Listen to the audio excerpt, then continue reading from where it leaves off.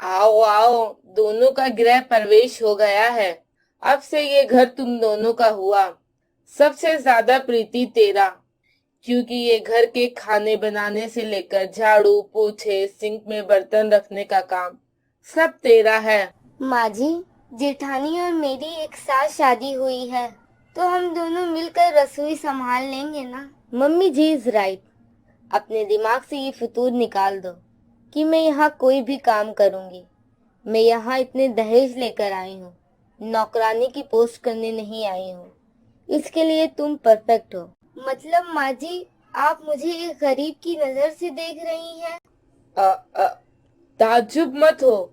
मेरी बड़ी बहू इस घर का एक काम नहीं करेगी, मतलब एक चम्मच भी नहीं उठाएगी, क्योंकि वो बहुत सुंदर है और अमीर घर से आई है। दहेज में टीवी एसी फ्रिज लेके आई है। तू क्या लाई है?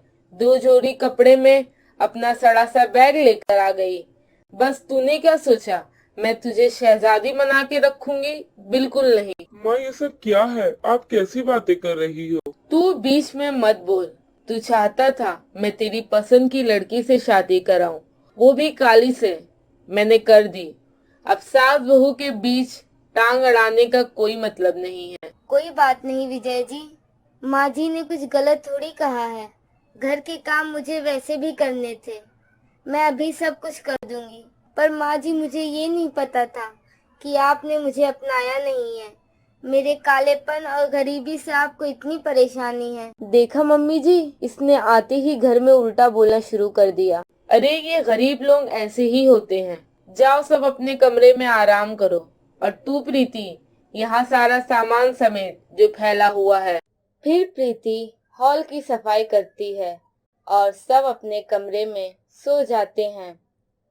कोमल सबसे ज्यादा मान उर्मिला को ही दिया करती थी और घर का सारा काम प्रीति से ही करवाती थी और उर्मिला को सारा दिन आराम करने को कहती है। जब से प्रीति और उर्मिला की शादी हुई थी, तब से हर कोई पड़ोसी कोमल के घर सिर्फ उसकी अमीर बहू को देखने आया करता और उसकी खूबसूरती की तारीफ किया करता। कुछ भी कहो कोमल बहन, तुम्हारी उर्मिला बहू बिल्कुल चांद का टुकड़ा है, लेकिन बेचारी प्रीति बहू के साथ बहुत गलत हुआ। अब तो ऐसा लगता है मानो कोमल के घर एक सफेद कबूतर और एक काला कौवा आ गया हो। जहाँ एक तरफ अपनी अमीर बहू की तारीफ सुनकर कोमल खुश होती है, वहीं अपनी काली बहू के रंग की वजह से अपने घर का मजाक उड़ता देखकर कोमल को बहुत गुस्सा आता है, जिसके बाद वो धीरे धीरे प्रीति से मुंह बनाने लगती है। भाभी जी, जैसा आपने कहा था बिल्कुल वैसे ही रंग की साड़ियाँ लेके आया हूँ। भैया जी, आप सच में बड़ी प्यारी साड़ियाँ लेके आए हैं, बहुत सुंदर है ये तो। प्रीति साड़ी देख ही रही थी, तभी उर्मिला वहाँ आ जाती है। अरे भैया, ये साड़ी तो बहुत ब्यूटीफुल है। उर्मिला बहू, अगर तुझे ये साड़ियाँ पसंद है तो ये साड़ियाँ रख ले। वैसे भी तेरे इस गोरे रंग पर ये सभी रंग काफी खिलेंगे। लेकिन मम्मी जी, ये साड़ी तो प्रीति ने पसंद की है। तो क्या हुआ, वैसे भी ये सभी रंग गोरे इंसानों पे ही खिलते हैं, ना कि काली पर। प्रीति बहू, तू अपने लिए दूसरी साड़ियाँ देख ले, सस्ती सी। ठीक है? अपने सास की बात सुनकर प्रीति की आंखों में आंसू आ जाता है और वो अपने आंसू छिपाते हुए अपने कमरे में चली जाती है, जिससे आज प्रीति को ये एहसास हुआ कि उसकी सास भी उसके काले रंग की वजह से उसे बिल्कुल पसंद नहीं करती, जिसके चलते प्रीति अंदर ही अंदर बहुत रोती है। ऐसे ही दिन गुजरते हैं। एक दिन सवेरे प्रीति घर के आंगन में मिट्टी के चूल्हे पर चाय बना रही थी। अंदर घर में कोमल, राहुल, अजय, विजय और उर्मिला बैठे थे। उर्मिला बहू, जरा जाकर देख उस काली कलौटी प्रीति को, अब तक चाय क्यों नहीं लेकर आई? उर्मिला बाहर आती है। ओ काली कलौटी, हमें दिवाली की शॉपिंग करने जाना है, तुरंत चाय लेकर आ सबके लिए। थोड़े समय बाद प्रीति चाय लेके आती है और सबको देती है। माँ, जब घर में गैस है तो आप प्रीति को बाहर चूल्हे पर क्यों खाना बनाने को कहती हो?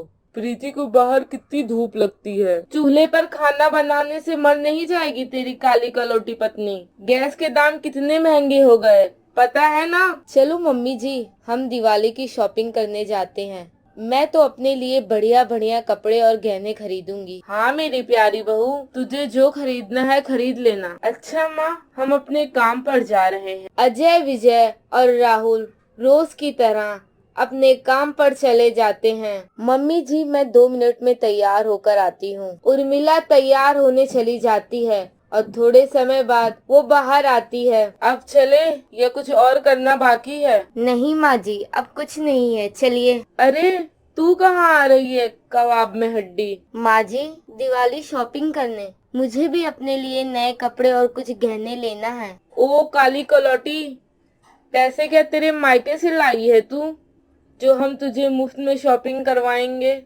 और यहाँ घर का काम कौन, तेरा बाप करेगा? माँ जी, दिवाली का समय है। दिवाली का समय है तो हम शॉपिंग करने जा रहे हैं। तू घर में रहकर घर की सफाई कर। सुन प्रीति, मेरे लिए पालक की सब्जी बनाकर रखना और सो मत जाना। घर में बहुत से गंदे कपड़े पड़े हैं, वो सब धोकर रखना। अरे अब चलो, कहाँ इस काली कलौटी के चक्कर में टाइम पास कर रही हो बहू? उर्मिला, कोमल दोनों दिवाली की शॉपिंग करने चले जाते हैं और बेचारी प्रीति उदास घर में ही थी।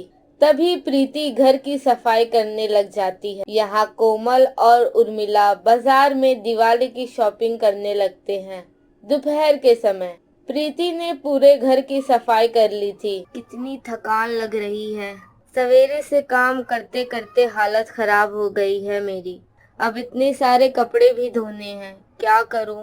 कपड़े नहीं धोऊंगी तो माँ जी और सुनाएंगी। तभी प्रीति सारे कपड़े लेकर बाथरूम में आती है और हाथों से कपड़ों को धोने लगती है। घर में वॉशिंग मशीन होने के बाद भी कोमल प्रीति को हाथ से कपड़े धोने बोलती थी। देखते देखते शाम हो जाती है। तभी अजय, राहुल, विजय तीनों घर आते हैं। प्रीति, तुम लोग आ गए शॉपिंग करके? वो माँ जी ने मना कर दिया था। वो बोली घर के काम कौन करेगा, इसलिए मैं रुक गई। मैं आप सबके लिए चाय लेकर आती हूँ। प्रीति रसोई में चाय बनाने चली जाती है। तभी उर्मिला और कोमल बहुत सारे सामान लेकर घर आते हैं। कर ली शॉपिंग? हाँ, बहुत सारी की है। तभी दोनों अपने अपने सामान सबको दिखाने लगते हैं। माँ, आप प्रीति के लिए कुछ नहीं लाई? इस काली कलौटी को क्या जरूरत है सामान की? उर्मिला का ऐसा भेदभाव देखकर अजय उदास हो जाता है। कुछ ही दिन में दिवाली आ जाती है। उस सांझ सभी दिवाली का जश्न बना रहे थे, मगर प्रीति पुराने कपड़े पहने हुए दूर बैठी थी। तभी आसमान से उड़ता हुआ एक रॉकेट बम कोमल की साड़ी पर आ गिरता है। देखते ही देखते उसकी साड़ी आग की लपटों में सन जाती है। अरे उर्मिला बहू, बचा मुझे। माफ करना मम्मी जी, आपको बचाने के चक्कर में मेरा सुंदर रूप झुलस गया तो। उर्मिला अपने कदम पीछे कर लेती है। वहीं काली बहू प्रीति बिना अपनी जान की परवाह किए कोमल को बचाने के खातिर आग में कूद पड़ती है। तभी आस पड़ोस के लोग पानी से आग पर काबू पाते हैं। तभी प्रीति बोलती है, माँ जी आप ठीक तो हैं? ये सुनकर कोमल के चेहरे पर प्रश्न चिन्ह पड़ जाता है। उसको बीता सब कुछ याद आ रहा था, जिसके बाद वो पछताते हुए कहती है, बहू मुझको माफ कर दे। मैंने हमेशा तुझे अपनी जली कटी बातें सुनाई, इसके बावजूद तूने मेरी जान बचाई है। उर्मिला ने तो एक ही पल में मुझसे पल्ला झाड़ लिया, मगर तूने मुझे बचाया। तूने मुझे आज ये समझाया कि रिश्तों की पहचान रंग रूप से नहीं बल्कि साझेदारी से साबित होती है। इसी तरह दिवाली के सुनहरे मौके पर प्रीति को सम्मान मिल जाता है और समय के साथ कोमल में भी सुधार आ जाता है।